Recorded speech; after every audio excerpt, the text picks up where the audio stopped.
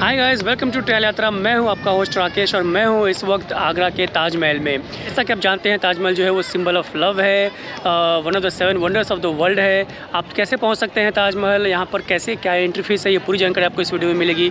तो पूरी वीडियो आप ज़रूर देखिए और चैनल ट्रेल यात्रा को सब्सक्राइब करना ना भूलिए। ताज में हम लोग एंट्री ले चुके हैं। यहाँ पे एंट्री करने के 3 दरवाजे हैं। ईस्ट गेट है, वेस्ट गेट है एंड सदर्न गेट है। सदर्न गेट फ़िलहाल जो है वो टूरिस्ट के लिए बंद है। हम लोग अभी वेस्ट गेट से एंट्री ले चुके हैं, जो मेरे ये साइड है। एंड जो ईस्ट गेट है बिल्कुल ही मेरे पीछे है, आप देख सकते हैं। जो तीनों दरवाजे हैं यहाँ पर आने के लिए वो यही बादशाह दरवाजे के, जो बादशाही दरवाज़ा बोलते हैं, इसे इंपेरियल गेट भी बोलते हैं, यहीं पर आकर तीनों मिलते हैं। और ये देखिए सामने जो है लाइन ऑफ सिमेट्री है, ये बिल्कुल ही मिरर इमेज है। यहाँ से लेफ़्ट साइड और राइट साइड आप देखोगे बिल्कुल ही सेम आपको दिखाई देगा। तो ये लाइन ऑफ सिमेट्री यहाँ से लेकर ताज तक है, बिल्कुल ही मिरर इमेज है। आप जो भी आपका लेफ्ट साइड में जो भी चीज़ें हैं वो सेम चीज़ें आपको राइट साइड में भी सेम दिखाई देंगी। चलिए यहाँ से बादशाही दरवाजे से अंदर जाते हैं, वो ताज का व्यू दिखाते हैं।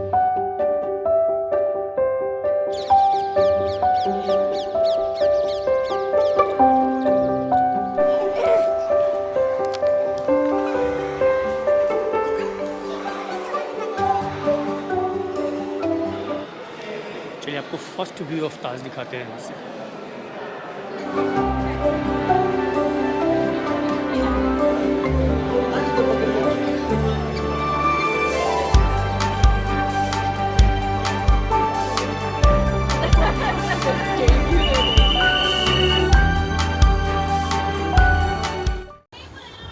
बाहर जो मैंने लाइन ऑफ सिमेट्री की बात की थी ना, ये देखिए जो बादशाही दरवाज़ा है, इसके होते हुए ये फाउंटेन से होकर ताजमहल तक ये जो लाइन ऑफ सिमेट्री है वो मुमताज़ महल के मकबरे तक है। जो आपका जो स्ट्रक्चर लेफ़्ट साइड में है, ये लाइन ऑफ सिमेट्री के सेम स्ट्रक्चर्स गार्डन्स आपको राइट साइड में बिल्कुल ही इसके मिरर इमेज की तरह आपको दिखाई देंगे। जो आप झाड़ देख रहे हो ना यहाँ पर, ये पहले काफ़ी ऊँचे और बड़े हुआ करते थे, बाद में इसको चॉप कर दिया गया है ताकि जो व्यू है ताजमहल का बहुत ही अच्छे से और क्लियर जो है वो दिखाई दे।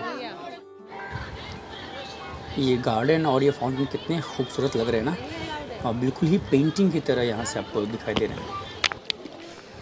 देखिए जैसा आपको पता है कि जो ताजमहल है वो 1631 में इसका निर्माण चालू हुआ था और 1653 में इसका जो है वो पूरी तरह से जो काम है वो संपन्न हुआ। तो ऐसा बोला जाता है कि यहाँ पे 16 गार्डन्स है और ये जो फाउंटेन्स आप देख रहे हैं ये 53 फाउंटेन्स है, जो कि एक दर्शाता है कि ये 1653 में कंप्लीट हुआ है।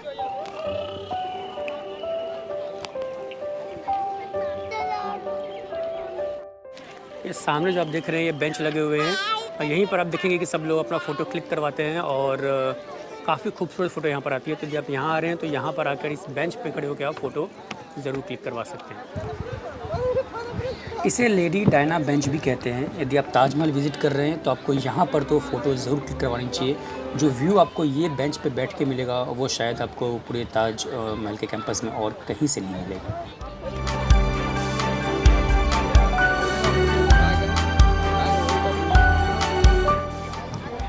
चलिए ताजमहल को थोड़ा नज़दीक से देखते हैं।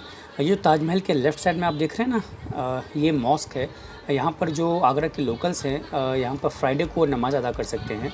फ्राइडे को टूरिस्ट के लिए ताजमहल बंद रहता है, तो आप ये ज़रूर ध्यान दें कि आप फ्राइडे को ताजमहल को विज़िट ना करें। ताजमहल की जो एंट्री फ़ीस है वो है 50 रुपीज़। और यदि आपको मेन मकबरा में जाना है, जो कि मेन ताजमहल है, आप जैसे ऊपर देख रहे हो, यदि यहाँ पे ऊपर आपको जाना है तो इसकी फ़ीस आपको 200 रुपये और ज़्यादा देनी पड़ेगी।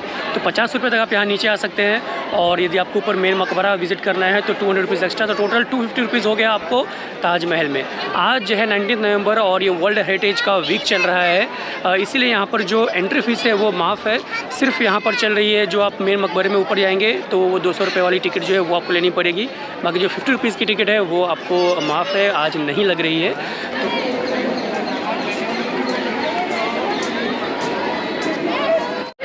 ताज में एंट्री लेने के लिए आपको इस तरह से शू कवर लेना पड़ता है। ये बाहर आपको 10 रुपये में मिल जाएगा। हालांकि आप नहीं लेंगे बाहर तो अंदर में आकर आपको फ्री मिल जाता है काउंटर पे, यदि आप टिकट लेते हैं तो। और आपको इस तरह से शू में लगा के आपको ऊपर ताज में जाना पड़ता है। हम अभी ताज के ऊपर आ चुके हैं। यहाँ से जो है बिल्डिंग, जो मेन बिल्डिंग का व्यू है वो उतना ख़ास नहीं है। हालांकि जो सामने गार्डन्स है उसका व्यू मेस्मराइजिंग है। लेफ़्ट साइड में जो मॉस्क है एंड राइट साइड में जो मेहमान खाना है, ये व्यू आपको अद्भुत लगेगा। वाकई आपको फील होगा कि आप किसी वर्ल्ड हेरिटेज साइट पे आप आए हुए हैं।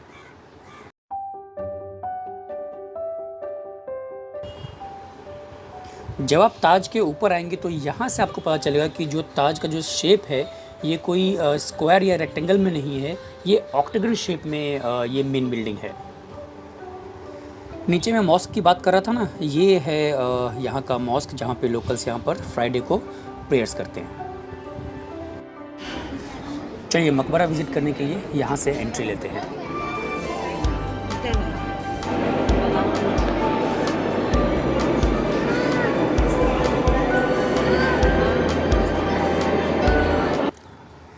ये मैं आपको ताजमहल के अंदर की तस्वीर दिखा रहा हूँ। मेरे सामने आप देख रहे हैं मुमताज़ महल का जो है वो मकबरा है, और ठीक उसके बाजू में शाहजहाँ का भी मकबरा है।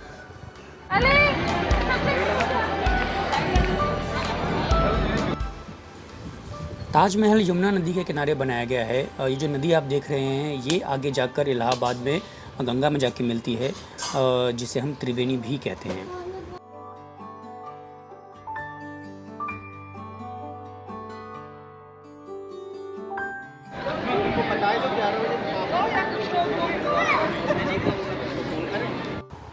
ताजमहल को मुग़ल एम्पायर शाहजहाँ ने अपनी पत्नी मुमताज़ की याद में बनवाया था, जो अपने 14th बेबी के बर्थ को सरवाइव नहीं कर पाई और 1630 में उनकी डेथ हो गई। ताजमहल को 20,000 लेबर ने मिलकर 22 सालों में बनवाया था, जो 1631 से लेकर शुरू होकर 1653 में कंप्लीट हुआ। ये जो आप देख रहे हैं पीछे, ये है मेहमान खाना। ताजमहल के राइट हैंड साइड में ये मेहमान खाना है, और जो लेफ्ट हैंड साइड में है सेम इसी तरह का जो है वो मस्जिद है। वहाँ पर फ्राइडे को प्रेयर होती है, और वहाँ पर जो है टूरिस्ट को फ्राइडे के लिए अलाउड नहीं होता है, ताजमहल बंद होती है। फ्राइडे को है सिर्फ यहाँ के लोकल्स जो है वो यहाँ पर आकर मॉस्क में अपनी नमाज़ अदा कर सकते हैं।